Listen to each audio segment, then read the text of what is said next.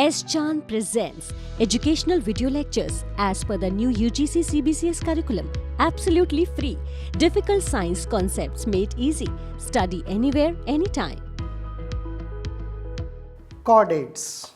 As the name suggests, those organisms which have notochord in their backbone. हम लोग भी कहीं ना कहीं उसी origin से आए हैं जहाँ से बाकी chordates आए हैं. Which were the first chordates to come on the earth? कौन से पहले chordate थे जो कि अर्थ में आए? कैसे chordates का evolution हुआ? कैसे chordates बने और हम तक यानी कि humans तक की journey कैसे पूरी हुई? What are the important taxonomic groups in the entire chordate phylum?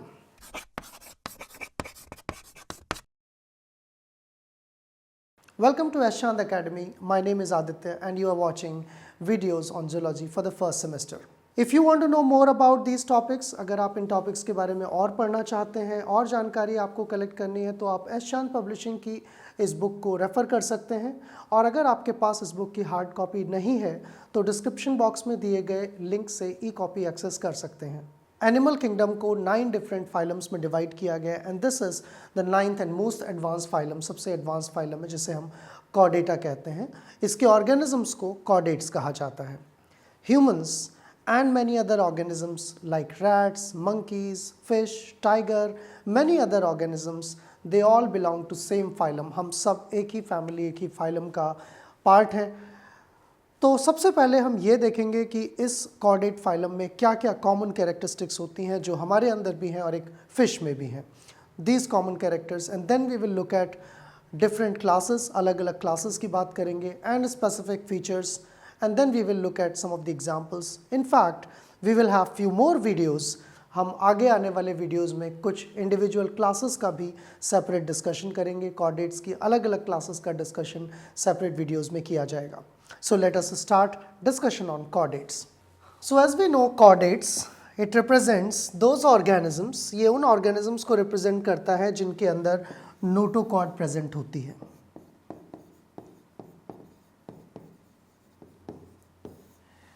It is noteworthy to understand that what notochord is.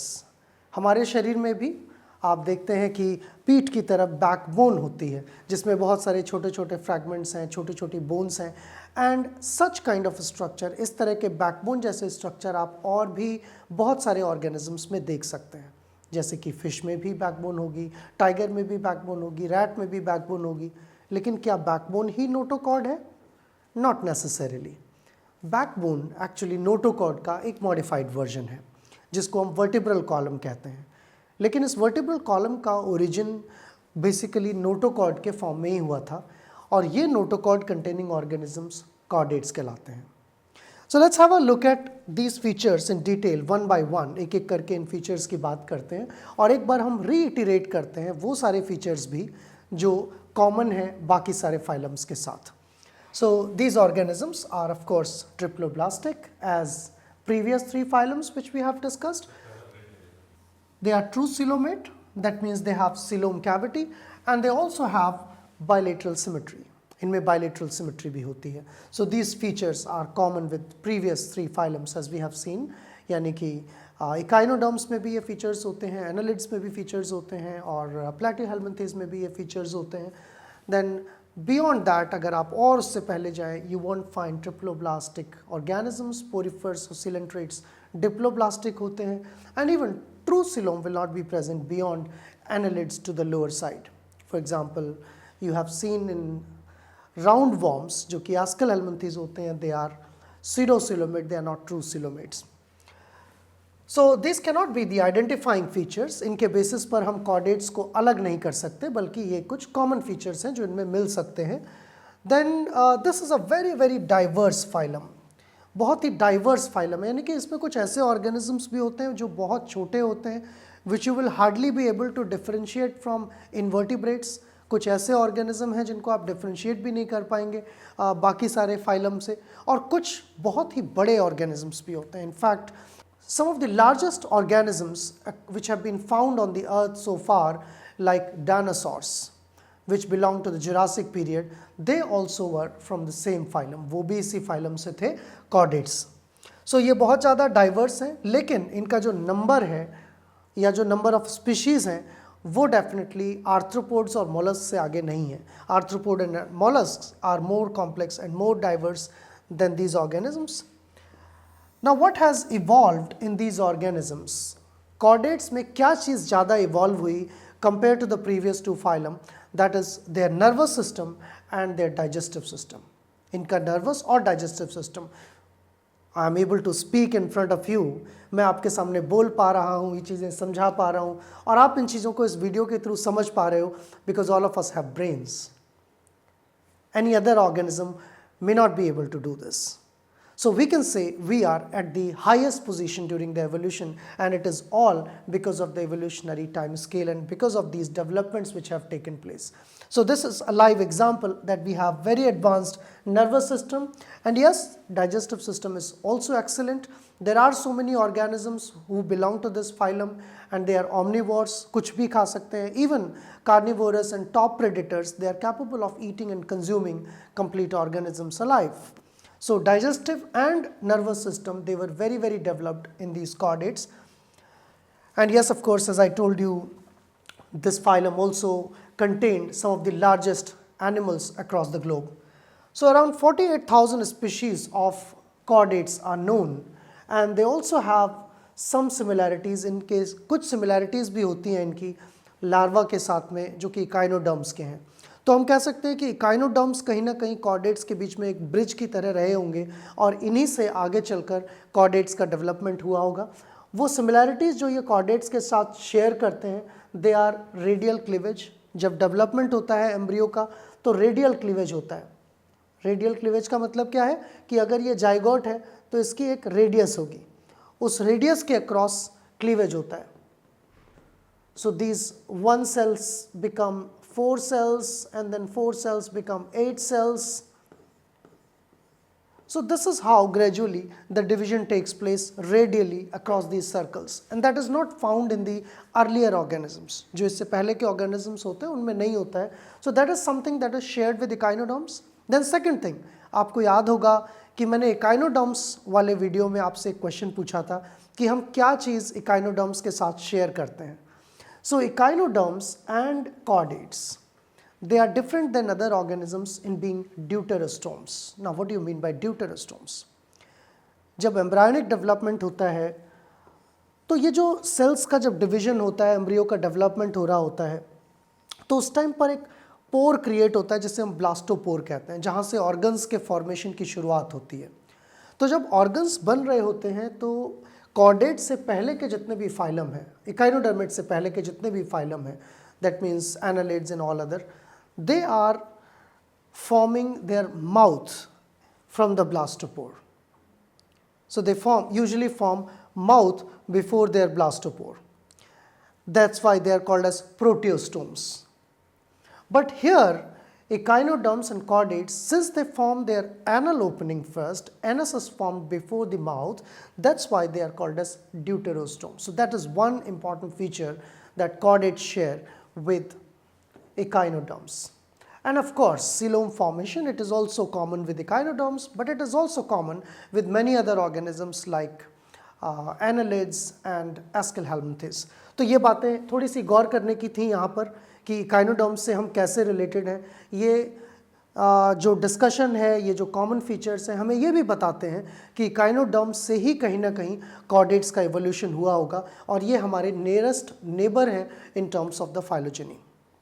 But there are distinguished questions. There are also so many debates based on the recent light of I'll say genomics. Genomics की light पे बहुत सारी debates भी हैं जो इन questions को counter करती हैं.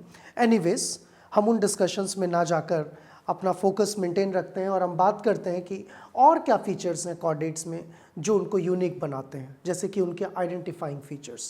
अगर आपको कोई organism मिला और आप prove करना चाहते हैं कि वो chordate है, तो किन आइडेंटिफाइंग फीचर्स के बेसिस पर आप ऐसा कर पाएंगे. Let's see that. 5 चीज़ें हैं. There are 5 things which you can recall by a very short acronym, that is N, E, P, T and D. So you can see here NDEPT. that is representing 5 characteristic features here. The first one is notochord. पहला character जो है वो notochord है. Notochord is slightly different than what I told you is vertebral column. हमारे शरीर में vertebral column है, एक पीछे backbone है पीठ में, right? लेकिन जब ऑर्गेनिजम्स डेवलप हुए थे, जब इकाइनोडर्म्स के बाद कॉर्डेट्स आए थे, तो सबसे पहले नोटोकॉर्ड नहीं बल्कि एक थिक मस्कुलर पार्ट डेवलप हुआ था. एक लंबी सी मसल कह सकते हैं आप डेवलप हुई थी, जो एक रस्सी की तरह थी, जिससे बाकी बॉडी के जो पार्ट्स हैं, मसल्स हैं, वो अटैच्ड रहती थी. इसकी ज़रूरत क्यों पड़ी होगी? क्योंकि जब ऑर्गेनिजम्स इवॉल्व हुए, धीरे धीरे उनकी मल्टीसेलुलैरिटी बढ़ी, उनका साइज़ इंक्रीज़ हुआ, तो साइज़ इंक्रीज़ होने के साथ साथ जो शरीर के अंदर के ऑर्गन्स हैं, उन ऑर्गन्स को अटैचमेंट के लिए किसी सपोर्ट की ज़रूरत थी. So that was one of the reason that during the early course of evolution a very thick, you can say muscular organ और a muscular part developed which was called as notochord, जिसको हम notochord कहते थे. और ये आगे चलकर higher organisms में मॉडिफाई हो गई वर्टिब्रल कॉलम में. So this is not representing, this has nothing to do with nervous system. हालांकि ये बात अलग है कि हमारे वर्टिब्रल कॉलम के अंदर नर्व कॉर्ड होती है, न्यूरॉन्स होती हैं, but these are two independent things. You should not confuse notochord with the nerve cord. Nerve cord is something else, notochord is a muscular part और it is a support system.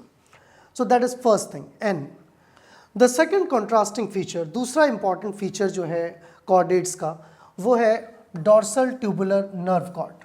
जैसा मैंने आपको बताया कि nerve cord एक अलग चीज़ होती है, नोटोकॉर्ड एक अलग चीज़ होती है. नोटोकॉर्ड एक मस्कुलर सपोर्ट है, जबकि नर्व कॉर्ड जो है वो नर्वस सिस्टम का पार्ट है.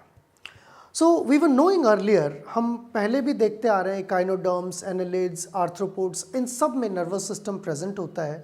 लेकिन इन सब का जो नर्वस सिस्टम है वो या तो वेंट्रल साइड में होता है, ventral side is like my stomach side and back side is called as dorsal side.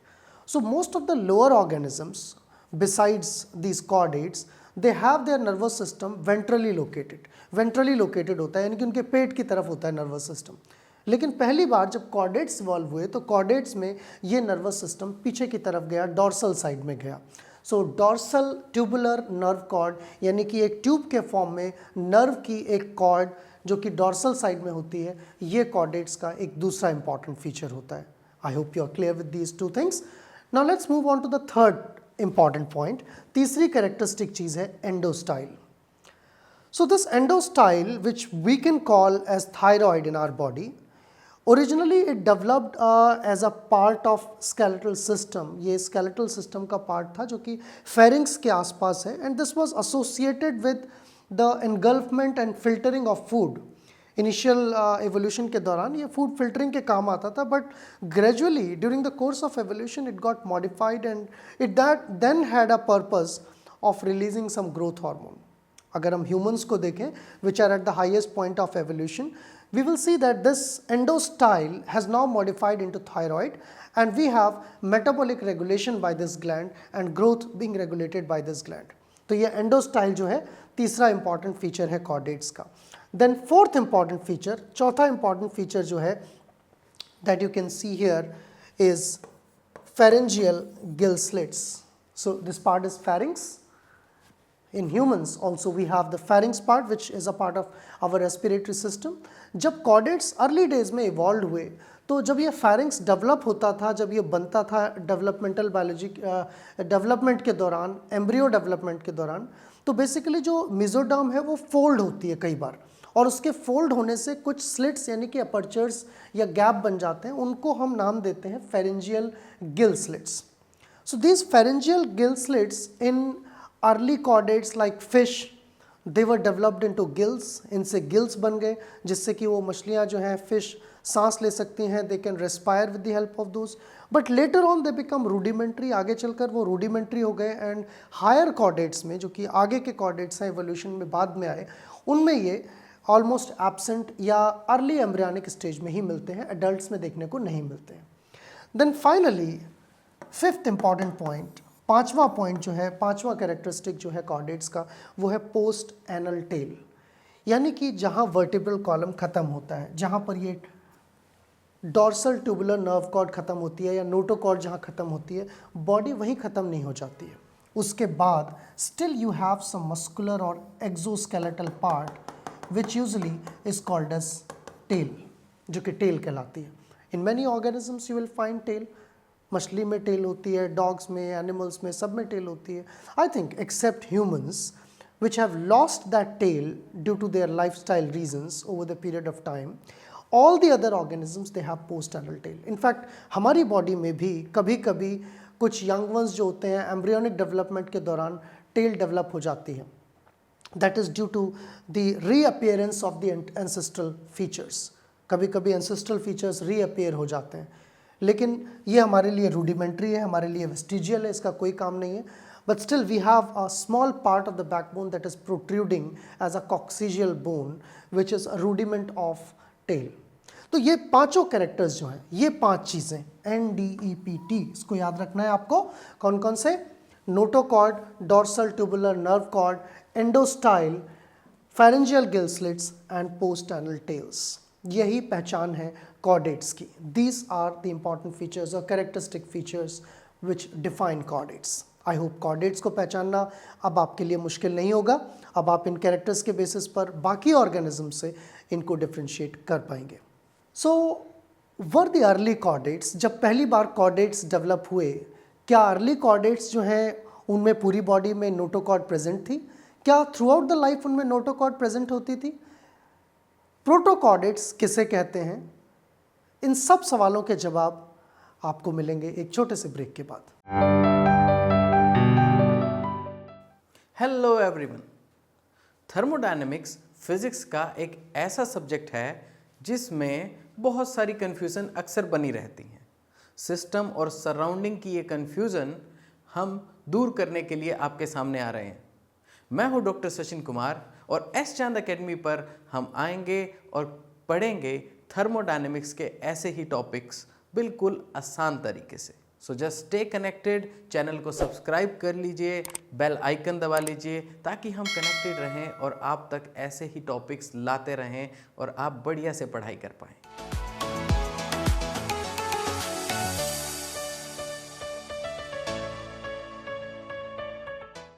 Welcome back to S चांद एकेडमी।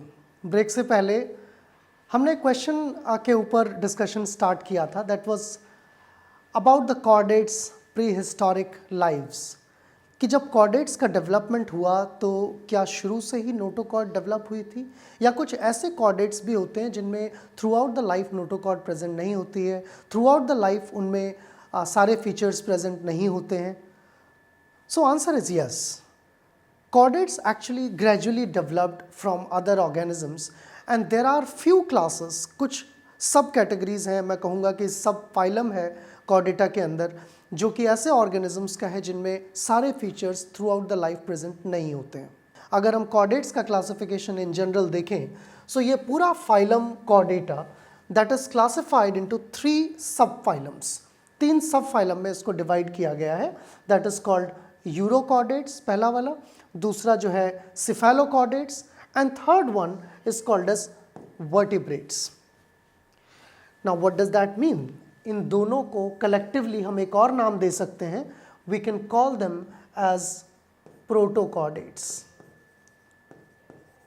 प्रोटोकॉर्डेट का मतलब है प्रिमिटिव कॉर्डेट्स, जो कि कॉर्डेट्स एक्चुअली डेवलप होने से पहले इस अर्थ पर आए, इस अर्थ पर इवॉल्व हुए। And as you can see the names urochordates, cephalochordates, इनमें वर्ड में कुछ मीनिंग्स हिडन है। You can see the word euro. Euro actually represents tail. Cephalo, this represents head. So these words themselves represent the names and characteristics of these particular groups.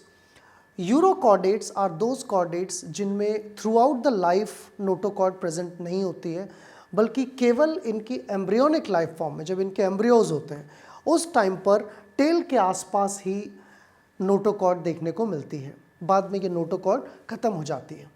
सो इसलिए भी ये primitive organisms हैं। Cephalochordates में they are not like urochordate जिनमें सिर्फ tell में होगी, इनमें पूरी बॉडी में नोटोकॉर्ड देखने को मिलती है, starting from the head to tail, that's why they were named as cephalochordate. लेकिन इसके बाद जो अगला सब फाइलम है, that is vertebrates, they not only have notochord but that has been modified into vertebral column. यानी कि वो सारे ऑर्गेनिज्म जिनमें नोटोकॉर्ड वर्टिब्रल कॉलम में, बोनी वर्टिब्रल कॉलम में मॉडिफाई हो चुकी है, उनको हम क्या कहते हैं? वर्टिब्रेट्स कहते हैं। वर्टिब्रेट्स को फिर फर्दर 2 डिविजन्स में डिवाइड किया गया है। वन इज कॉल्ड एज अग्निथा, जिनके जॉ नहीं होते हैं, जबड़े नहीं होते हैं। अब आप सोच रहे होंगे कि ऐसा कौन सा एनिमल है जिसके जॉ नहीं होते हैं, तो हम उनके बारे में देखेंगे। There are animals which are vertebrate, सब कुछ है बॉडी में, वर्टिब्रल कॉलम है, बोन्स हैं, मसल्स हैं, डाइजेस्टिव सिस्टम है, माउथ भी है, लेकिन जॉ नहीं है। That's quite interesting, we will talk about it. Then we have gnathostomes, हम सब जिनके जॉज भी हैं, वर्टिब्रल कॉलम भी है, वो इस सुपर क्लास को बिलोंग करते हैं, दैट इज कॉल्ड एज नैथोस्टोम्स। और फिर नैथोस्टोम्स के अंदर कई सारी क्लासेस हैं, जिनमें से मैमल्स भी एक क्लास है जिसको हम बिलोंग करते हैं। इसका डिटेल्ड क्लासिफिकेशन आगे आने वाले टाइम में हम देखेंगे, लेकिन अभी हमारा फोकस रहेगा मेनली प्रोटोकॉर्डेट्स पर, कि जो प्रिमिटिव कॉर्डेट्स हैं उनके क्या कैरेक्टरिस्टिक्स होते हैं, वो कैसे दिखाई देते हैं, उनके बारे में हम डिस्कशन करेंगे, दैट इज यूरोकॉर्डेट एंड सेफेलोकॉर्डेट। अगर आपको ध्यान हो तो मैंने कभी किसी वीडियो में आपसे क्वेश्चन पूछा था, अगर प्लांट्स को हम वो एनिमल कहते हैं, वो ऑर्गेनिजम्स कहते हैं जिनमें सेलुलोज प्रेजेंट है, तो कौन से एनिमल को प्लांट कहा जाएगा? Hope you remember that. If you call plants as organisms which contain cellulose, which animal will be called as plant? Here is the answer, urochordates. Urochordates वो ऑर्गेनिज्म हैं जिनके बाहर, जिनकी बॉडी की कवरिंग में एक कंपाउंड होता है जिसको हम ट्यूनिसिन कहते हैं, that is made up of primarily structure similar to cellulose. So let's have a look at these things. बड़ी इंटरेस्टिंग चीज़ें हैं इनसे रिलेटेड। अगर हम यूरोकॉर्डेट्स के बारे में कुछ इंटरेस्टिंग फैक्ट्स देखें, so we will find that these organisms are bag like, sessile, एक बैग की तरह होते हैं।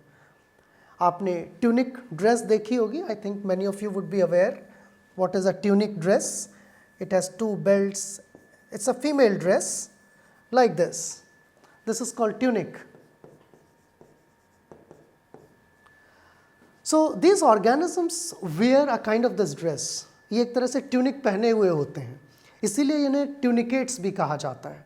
इनकी पूरी बॉडी के ऊपर एक कवरिंग होती है। आप देख सकते हैं कि यहाँ पर एक पार्ट है इसका, ये दूसरी ओपनिंग है, और ये इस तरह से इनकी ड्रेस समझ लीजिए, और इस ड्रेस के अंदर ये ऑर्गेनिज्म है। So that's why they have been named as tunicates. And besides that they have several other features. ये कॉलोनियल फॉर्म भी फॉलो कर सकते हैं, जनरली अटैच्ड रहते हैं, ससाइल होते हैं, लेकिन इनके लार्वा जो होते हैं वो मूव कर सकते हैं। लार्वा के पास टेल भी होती है। तो अगर आप ये सोच रहे हैं कि इनको हम कॉर्डेट्स क्यों कहें, इनमें टेल भी नहीं है, इनमें नोटोकॉर्ड भी नहीं है, तो मैंने आपको कहा था कि लाइफ में किसी न किसी स्टेज में वो चारों कैरेक्टर्स, 5 कैरेक्टर्स होने चाहिए। तो इनके जो लार्वा होते हैं उसमें टेल भी होती है, उसमें नोटोकॉर्ड भी होती है टेल में, उनके पास फेरेंजियल ग्रिल स्लिट्स भी होते हैं, और उनके पास नर्व कॉर्ड भी होती है। लेकिन जैसे जैसे ये सिडेंट्री होते हैं, जब ये किसी चीज़ पर अटैच हो जाते हैं तो वो सारी चीज़ें इवेंचुअली लूज़ हो जाती हैं, इसीलिए इनको प्रोटोकॉर्डेट्स यानी कि प्रिमिटिव कॉर्डेट्स कहा गया है। So they have name Eurochordate because notochord is present in the tail of the embryo. Adults have a very tough non-living tunic covering, जिसकी हम बात कर रहे थे। ट्यूनिक एक ट्यूनिसिन नाम के मटेरियल की बनी हुई कवरिंग है जो कि सेलुलोज लाइक मटेरियल है, जिसकी वजह से इनको ट्यूनिकेट्स भी कहा जाता है। एक बहुत ही पॉपुलर एग्जाम्पल है इसका, हार्डमैनिया। An organism Hardmania, that is an example of this particular class of Eurochordates called tunicates. This is how a typical tunicate look like in the ocean floor in its real form. कुछ इस तरह से दिखाई देता है। You can see this open area which is used for movement of the water and nutrients. This is another opening over here, and inside this there is an organism. जो आप बाहर से देख रहे हैं ये एक नॉन लिविंग इसकी कोटिंग है, कपड़े हैं समझ लीजिए जो इसने पहने हुए हैं। That's why we call it as tunic. The organism is actually living inside this. So they are sessile and as adult but motile during the embryonic stage, and they possess all the 5 characteristics only in the larval stage, not in the adult stage. Adult जो होते हैं वो ज़्यादातर sponge की तरह दिखते हैं, chordate से थोड़ा कम मिलते हैं, क्योंकि स्पॉन्जेस भी आपने देखा ससाइल होते हैं, वो मूव नहीं करते हैं, उनमें भी सिलोम नहीं होती है और वो भी साइफन्स के थ्रू वाटर को पंप करते हैं। तो कुछ कुछ कैरेक्टर इनके स्पॉन्जेस से मिलते हैं and you might sometime confuse when you look at them whether it is a sponge or it is a vertebrate. But believe me, sponges are much far away at the evolutionary scale from humans, but they are much closer. ये हमसे काफ़ी close हैं, although they might look like sponges. So let's now talk about another important class, or phylogenetically I will say this is subphylum. पहला subphylum था urochordates, chordates के अंदर, दूसरा जो है वो सिफेलोकॉर्डेट्स है। तो सिफेलोकॉर्डेट्स आप समझ सकते हैं कि ये यूरोकॉर्डेट से थोड़ा एडवांस हैं और जो फिश लाइक ऑर्गेनिज्म डेवलप हुए उनके पीछे इन्हीं का एक इवोल्यूशनरी ओरिजिन हो सकता है सिफेलोकॉर्डेट्स का। कुछ इस तरह के दिखते हैं सिफेलोकॉर्डेट्स और इनमें पूरी बॉडी में through the entire length you will have the notochord across the entire length. But there are only very few species across the globe. Cephalochordates की बहुत ही कम स्पीशीज़ हैं across the globe. They are often known by the name lancelets, इनको lancelets भी बोला जाता है and they are found across the globe almost in all the oceans, but in Atlantic Ocean there are larger number of species which are found. They have several intermediate characters. कई सारे characters में ऐसे होते हैं जो invertebrates से मिलते हैं और कुछ characters vertebrates से भी मिलते हैं। तो इनको एक तरह से connection माना जा सकता है between vertebrates and invertebrates. Adult में हालांकि सारे characters नहीं होते हैं chordates के, लेकिन जो इनके embryos हैं just like eukaryotes, they have all the characters of the chordates. Now most of the cephalochordates they will be burrow dwelling, burrows में रहते हैं, sand में वो अंदर रहते हैं, कई बार आधा पार्ट उनका sand में रहता है, आधा बाहर निकला रहता है, and they keep on taking the nutrients and water from that half of the part. They also have specialized muscles which have been developed into V shape, क्योंकि नोटोकॉर्ड जब डेवलप हो गई तो उससे एक फ़ायदा ये होता है कि बॉडी के जो बाकी पार्ट्स हैं वो आसानी से सस्पेंडेड रह सकते हैं, आसानी से अटैच रह सकते हैं। So in this notochord the muscles are usually attached in V like fashion, इस तरह से वी लाइक फैशन में अटैच्ड होती हैं। इवन हमारी बॉडी में भी आप देखेंगे कि जो बैकबोन है, बैकबोन के बेसिक स्ट्रक्चर के साथ बहुत सारी मसल्स अटैच्ड रहती हैं which make the body rigid. So that is one of the primitive feature which is characteristic of these organisms, and they are also exclusively marine, unlike the previous phylum that we have discussed. Echinodermate का पूरा phylum marine है, लेकिन chordates के अंदर जो cephalochordates हैं वो exclusively marine होते हैं, यानी कि ये fresh water में या फिर land या बाकी किसी habitat में देखने को नहीं मिलते हैं। So unlike most of the other organisms, बाकी organisms के comparison में अगर हम cephalochordates को देखें तो cephalochordates में most of the organ systems are well developed. We have circulatory system which is closed. That means there are blood vessels already, there are vessels already in the body which are capable of circulating the body fluids, and they also have a nerve, well developed nervous system. इनके पास hollow nerve cord होती है जो कि notochord के ऊपर present रहती है, and they also have lot of other signaling systems, lot of other sensory receptors. इनके पास sensory receptors होते हैं। They also have well developed reproductive system, क्योंकि वो dioecious होते हैं, मेल्स और फीमेल्स लार्वा जो हैं वो लगभग सिमिलर होते हैं, and they can produce their offsprings by the sexual reproduction. So cephalochordates are the part of protochordates, यानी कि अब तक जो हमने डिस्कशन किया उसमें हमने दो तरह के प्रोटोकॉर्डेट्स की बात की, एक यूरोकॉर्डेट्स और एक सिफेलोकॉर्डेट्स। अब आगे अगर हम चलें उसी कॉर्डेट्स के अंदर तो आप देखेंगे कि कॉर्डेट्स में तीन सब फाइलम थे। उन फाइलम्स को तीन पार्ट्स में डिवाइड किया गया था, एक यूरो, एक सिफेलो और एक vertebrates.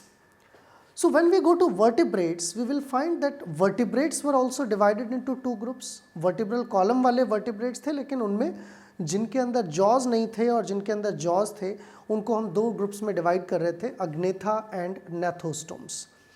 So here comes that particular class or superclass you can say of the vertebrates. Let us see its taxonomic position once again. एक बार हम इसकी फिर से taxonomic position देखते हैं कि अग्नेथा कहाँ पर present होता है, and then we will recall that this was the chart that you saw a few minutes ago. Chordates are divided into eurochordates, into cephalochordates and into vertebrates. These are subphylum of chordates, And within this subphylum, vertebrates have been divided into Agnatha and Gnathostomes. So this is the group. Agnatha is the group which represents organisms without jaws, बिना जबड़े वाले animals, जिनमें vertebral column होता है और chordates के सारे characters होते हैं. Whereas rest of the organisms will come in Gnathostomes. If you further classify this, we will find that apart from urochordate and cephalochordate, vertebrates को हम as we have seen we can divide into Agnatha and Gnathostomes. ये जो Gnathostomes हैं इनको फिर 5 classes में divide किया जा सकता है, and these are 5 very important classes of vertebrates which we are going to discuss separately in individual videos. आने वाले कुछ वीडियोज़ में हम इनको अलग अलग हर एक क्लास के डिस्क्रिप्शन को देखेंगे. तो ये कौन सी क्लासेस हैं? Gnathostomes यानी कि जिन ऑर्गेनिजम्स में जबड़े यानी कि जॉज फॉर्मेशन हो गया था. They include Pisces, that is mostly fish, amphibians which are capable of living both on land and water like frogs, reptiles which creep on the ground, which do not walk or do not run, they are called as reptiles, so that class was called as Reptilia. Some of the arboreal animals, arboreal organisms which have changed their habitat and they live in the air or trees, aves which include birds. And finally, mammals which have mammary glands and they have several other features. So we as humans belong to this group. हम इस group को belong करते हैं. तो इन सारी classes के बारे में एक एक कैटेगरी के बारे में आने वाले वीडियोस में हम डिस्कस करेंगे. लेकिन अभी हमारा फोकस जो प्राइम फोकस है that will be retained up to Agnatha. That means how jawed animals originated from the more primitive jawless animals. ये jawless animals जो थे जिनके पास jaws नहीं थे, इनमें कौन सी characteristics थी जिनसे कि jaw वाले animals यानी कि gradually fish develop हुई, फिर fish के बाद amphibians, reptiles, aves, and then finally humans were evolved. So if we want to look at the characteristics of those organisms, we must also look at few characteristics of vertebrates first. पहले हम vertebrates की general characters देख लेते हैं क्योंकि vertebrate के अंदर ही Agnatha और Gnathostomes आते हैं. तो जो characters vertebrates में होंगी वो दोनों groups में होंगी. And what are these characters? They exhibit all 5 chordate characters. You remember those 5 chordate characters? Don't confuse between all these terms. If you are hearing me lot of times talking vertebrates, chordates, Gnathostomes, तो एक बात clear रखिए, chordates जिनमें notochord और बाकी के 5 features होते हैं, उसके 3 सब कैटेगरी हैं, यूरोकॉर्डेट, सिफेलोकॉर्डेट और वर्टिब्रेट. वर्टिब्रेट के अंदर वर्टिब्रल कॉलम होता है जो कि नोटोकॉर्ड का एक एडवांस फॉर्म है. तो वर्टिब्रेट एक सब टाइप है, एक सब फाइलम है कॉर्डेट्स का. सारे कॉर्डेट वर्टिब्रेट नहीं होते हैं लेकिन सारे वर्टिब्रेट कॉर्डेट होते हैं. ये बात आपको याद रखनी है. फिर वर्टिब्रेट्स के अंदर 2 ग्रुप हैं, एक बिना जॉ वाले Agnatha एंड एक जॉ वाले Gnathostomes. तो हम उन्हीं वर्टिब्रेट्स की बात कर रहे हैं जिनके अंदर इस तरह का वर्टिब्रल कॉलम प्रेजेंट रहता है. वर्टिब्रल कॉलम एक मजबूत स्पाइन है, एक बोनी स्ट्रक्चर है या कार्टिलेजिनस स्ट्रक्चर है जो कि बॉडी के बाकी पार्ट्स को अटैच होने में मदद करता है जैसे कि नोटोकॉर्ड करता है. सो these vertebrates usually have well developed or well cephalized structure. Cephalized का मतलब है they have a well developed cranial system जो कि एक cavity एक बोनी स्ट्रक्चर बना होता है, उसके अंदर ब्रेन प्रेजेंट रहता है क्रेनियम के अंदर. ये इनकी खास बात होती है. चाहे आप बर्ड्स को देखें, फिश को देखें या मंकीज़ को देखें, किसी भी ऑर्गेनिज्म उसमें एक सिफेलिक कैविटी होगी, एक ब्रेन का गड्ढा होगा, उसमें ब्रेन प्रेजेंट होगा. ये चीज़ें बाकी ऑर्गेनिजम्स में देखने को नहीं मिलती हैं. So brain is usually encased within the skull and it is made up of a hard bone or a cartilage. The embryonic notochord is replaced by vertebral column. Embryo के टाइम पर जो चीज़ notochord होती है वही आगे चलकर vertebral column बन जाती है. यानी कि आप ये कह सकते हैं कि हमारा जब एम्ब्रियोनिक डेवलपमेंट हो रहा होता है, जब बोन बनना शुरू भी नहीं हुई है, तो एम्ब्रियो में सबसे पहला स्ट्रक्चर जो बनता है वो है उन एम्ब्रियोनिक लेयर्स का फोल्ड होकर एक मोटी सी थिक लेयर बन जाना सेल्स की, जिसे नोटोकॉर्ड कहते हैं. तो हमारे अंदर भी नोटोकॉर्ड होती है. कब? एम्ब्रियोनिक डेवलपमेंट के दौरान. लेकिन ग्रेजुअली जब एम्ब्रियो डेवलप होता है, जब वो फीटस में कन्वर्ट होता है, जब वो यंग बॉर्न होता है, न्यूली बॉर्न बेबी होता है, तब वो नोटोकॉर्ड किस में बदल चुकी होती है? वर्टिब्रल कॉलम में बदल चुकी होती है। They also possess endoskeleton, distinctive endoskeleton, and muscles generally attached होती हैं बाकी बॉडी पार्ट से। इनफैक्ट मसल जो है वो स्किन के साथ और कनेक्टिव टिश्यू के साथ बहुत परफेक्टली ज्वाइंट होती हैं, इसीलिए तो हम लोग खड़े हो पाते हैं, इसीलिए तो हम लोग वॉक कर पाते हैं। नहीं तो हम भी उन्हीं स्पॉन्जेस की तरह, उन्हीं सिलेंट्रेट्स की तरह एक मिट्टी के ढेर की तरह होते। अगर हमारे पास कनेक्टिविटी नहीं होती, हमारी बैकबोन से मसल्स जुड़ी नहीं होती, मसल्स के साथ स्किन जुड़ी नहीं होती, सो ये जो रिजिडिटी है, ये जो बॉडी का शेप है, this is all because of these structures, and that's why we are like what we are. Muscles are attached to skeleton and they often have a muscular perforated pharynx. तो pharyngeal gill slits जो एक character है chordate का, वो थोड़ा सा diminish हो जाता है। वहाँ pharyngeal gill slits नहीं है, लेकिन हमारा pharynx रह जाता है, वो slits खत्म हो जाती हैं क्योंकि उनकी हमें ज़रूरत नहीं है। हमने ग्रेजुअली slits के बजाय, गिल्स के बजाय लंग्स को डेवलप कर लिया और अब हम लंग्स की मदद से रेस्पायर करते हैं। So that is something which is rudimentary in humans. We have a closed circulatory system with well-developed muscular heart. If you go back and look at insects, they also have circulatory system. They also have hearts. लेकिन उनका heart जो होता है वो neurogenic origin का होता है, यानी कि न्यूरॉन्स बेसिकली कंट्रोल करती हैं सीधे सीधे हार्ट को। लेकिन हमारा हार्ट, जो हमारे हार्ट की फंक्शनिंग है, वर्किंग है, आप आने वाले सेमेस्टर में और डिटेल में पढ़ेंगे, तो वो जो है वो मायोजेनिक ओरिजिन का है, यानी कि हार्ट की जो मसल है अपने आप में उनके पास रिदमिक मूवमेंट करने की एबिलिटी होती है। तो जो हार्ट बीट हो रही है वो किसी एक्सटर्नल फीचर की वजह से नहीं हो रही है, उसके अंदर खुद ही ऐसी मसल्स हैं which are capable of beating. That means if you take out a heart and put it in a solution which has some salts and composition, heart can still beat outside the body, उसको किसी stimulus की ज़रूरत नहीं है। इसी को हम कहते हैं मायोजेनिक और muscular heart. So muscular heart is the characteristic of vertebrates, ये भी एक वर्टिब्रेट्स की कैरेक्टरिस्टिक है। सो आई होप आपको वर्टिब्रेट्स समझ आ गया, आपको ये समझ आ गया कि कॉर्डेट्स को किस तरह से डिवाइड किया गया है। अब वर्टिब्रेट समझने के बाद थोड़ा सा हम पहले नेथोस्टोम्स पर जाएं, उससे पहले हम बात करेंगे अग्नेथा के कुछ फीचर्स की। अग्नेथा किसे कहते हैं, उसके अंदर क्या क्वालिटीज़ होती हैं, उन फीचर्स के बारे में हम डिस्कस करेंगे। So here are some general features of Agnetha. One of the very classical example of these Agnetha is this kind of fish, which is called fish-like organism, which is called as Petromyzone.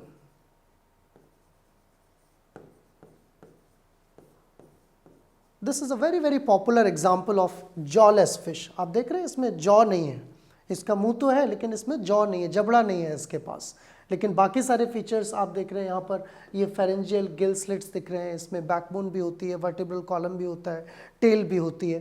तो ये एक vertebrate है लेकिन इसमें jaw नहीं है, यानी कि आप इसको कनेक्टिंग लिंक समझ सकते हैं। कहीं ना कहीं जो जॉ वाली फिश डेवलप हुई, जो जॉ वाले वर्टिब्रेट्स डेवलप हुए, उनके और इनके बीच में। तो सारे कैरेक्टर्स कॉर्डेट के इसमें हैं, काफ़ी एडवांस डाइजेस्टिव सिस्टम है। These are most primitive vertebrates जिनमें जॉ नहीं होता है। इनके फॉसल्स भी मिले हैं, काफ़ी पुराने फॉसल्स रिकॉर्ड्स, करीब 500 मिलियन ईयर्स पुराने फॉसल भी रिकॉर्ड किए गए हैं। ये सबसे पुराना ग्रुप है इस तरह के वर्टिब्रेट्स का। And we have living lampreys and hagfish, so this is also called as lamprey. One of the example is Petromyzon. So they are likely to be evolved from ostracoderms, which are ancestral organisms, and they are bottom dwellers. ये generally समुद्र की तलहटी में या floor पे रहते हैं, ये ऊपर देखने को नहीं मिलते हैं। Some of them are probably extinct. कुछ organisms इनमें से extinct हो चुके हैं जो अभी available नहीं हैं। So if you look at more specific characters, अगर और थोड़े से specific characters एक organism के context में हम देखें, जो कि पेट्रोमाइजोन जिसका मैंने नाम लिया, तो कुछ इस तरह की चीज़ें आपको देखने को मिलेंगी। They will have a very long slender body, looks like a fish, almost fish की तरह देखने में लगेगी। तो आप कहीं ना कहीं ये भी समझ सकते हैं कि आगे चलकर इन्हीं ऑर्गेनिज्म से फिश का इवोल्यूशन हुआ होगा, क्योंकि इनमें फिन्स भी हैं, देखिए एंटीरियर डोर्सल फिन, इनका ट्रंक भी है, and they also have a posterior dorsal fin and caudal fin, यानी कि टेल भी है इनमें। बॉडी के अंदर नोटोकॉर्ड भी प्रेजेंट है, और रेस्पिरेशन करने के लिए इनमें देखिए गिल स्लिट्स भी हैं, एक्सटर्नल गिल स्लिट्स। सो काफ़ी क्लोज हैं ये फिश के, लेकिन बस एक डिफरेंस है यहाँ पर कि इनके पास जॉ नहीं है. They don't have jaws in them.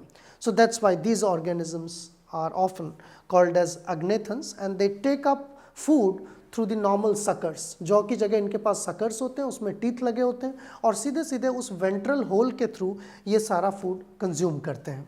If you want to more closely look at the part of the mouth, अगर आप इसका jawless mouth देखना चाहें तो you can see that these are several petromyzons or hagfish, and this is the kind of structure that they have in their body.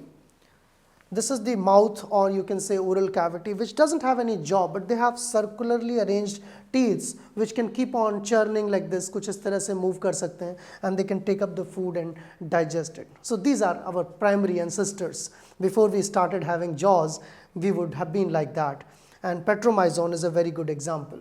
So finally we would like to stop here. हम chordates को यहीं पर अभी समाप्त करेंगे. हम इसकी summary देखेंगे अभी कि कॉर्डेट्स में हमने क्या क्या डिस्कस किया. कॉर्डेट एक इंडिपेंडेंट फाइलम है out of 9 phylums of animal kingdom, and it is the most advance phylum जिसमें नोटोकॉर्ड की प्रेजेंस एक इंपॉर्टेंट कैरेक्टर होती है. नोटोकॉर्ड के अलावा dorsal nerve cord, pharyngeal gill slits और पोस्ट एनल टेल, ये सारे एडिशनल फीचर्स होते हैं कॉर्डेट्स के अंदर. लेकिन सारे कॉर्डेट्स उतने एडवांस नहीं हैं जितने कि हम लोग हैं. कुछ कॉर्डेट्स प्रिमिटिव भी होते हैं, तो इसीलिए कॉर्डेटा को 3 सब फाइलम्स में डिवाइड किया गया है: urochordate, cephalochordate and vertebrates. Vertebrate is relatively an advance class जिसके अंदर 2 कैटेगरीज हैं, 2 सुपर क्लासेस हैं. एक अग्नेथा जिसमें कि कोई जॉ नहीं होता है, और दूसरा जॉ वाले ऑर्गेनिज्म जिनमें जॉज होते हैं, नेथोस्टोम्स. नेथोस्टोम्स की फर्दर 5 अलग अलग क्लासेस हैं that start with fishes, then we have amphibians, then we have reptilians, aves and mammals. So mammals are the one which we are. हम लोग भी mammals हैं, monkeys भी mammals हैं, rats भी mammals हैं, rabbit भी mammals हैं. So this is how you can imagine कि evolutionary scale पर हम कहाँ पर located हैं. और जो हमने starting lectures की बात की थी, porifers, coelentrates, जिनमें ऑर्गन सिस्टम का लेवल भी नहीं था, जिनमें सेल्स ही इकट्ठी थी, खाली वो टिश्यू बना रही थी, उनमें कोई ऑर्गन ही नहीं थे, उससे लेकर ह्यूमंस तक की जर्नी कैसे पूरी हुई, इस जर्नी को हम कंटिन्यू करेंगे. आने वाले लेक्चर्स में हम कुछ और डिटेल डिस्क्रिप्शन देखेंगे इन सारी क्लासेस का. If you want to know more about these topics, अगर आप इन टॉपिक्स के बारे में और पढ़ना चाहते हैं और जानकारी आपको कलेक्ट करनी है, तो आप एस चांद पब्लिशिंग की इस बुक को रेफ़र कर सकते हैं. और अगर आपके पास इस बुक की हार्ड कॉपी नहीं है तो डिस्क्रिप्शन बॉक्स में दिए गए लिंक से ई कॉपी एक्सेस कर सकते हैं. Thank you for watching. Do not forget to share and subscribe this channel and press the bell icon for notifications.